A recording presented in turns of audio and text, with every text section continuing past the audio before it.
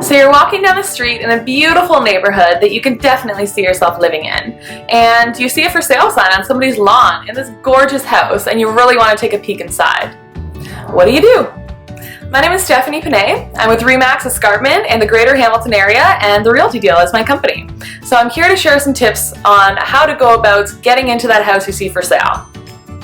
So the listing agent is the one who's representing the seller. That's whose face is on the sign. So it is an option to call them, but you don't have to call them. If you do call the listing agent, there's going to be pros and cons to buying the house through them. Some of the pros are going to be that they're going to know a lot about the house.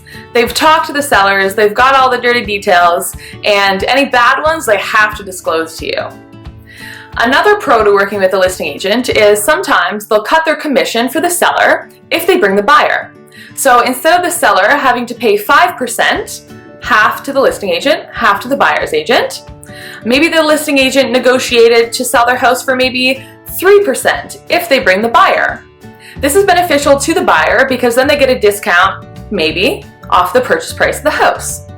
Now there are some cons to dealing with the listing agent. The listing agent, first and foremost, is working in the best interest of the seller. They've already got that seller signed up as a client. If they were to represent you as a buyer, you would be their customer. Now, yes, they still need to disclose material latent defects with the house, but they're not going to disclose things like why the seller is selling and their motivation behind that, etc. Now, the seller is their client and you are their customer. They actually have less fiduciary duties to you as the buyer than they do to the seller. So they're going to be working in the seller's best interests.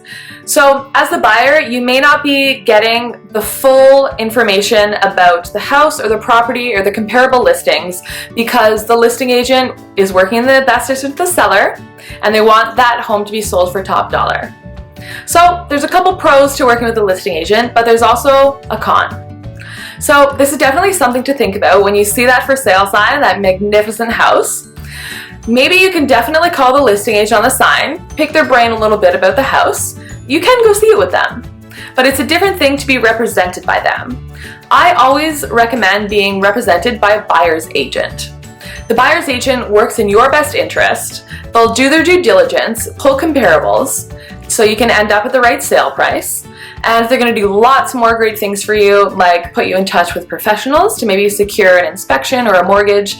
And they're not going to have a subjective view about the house because they have no affiliation to the seller.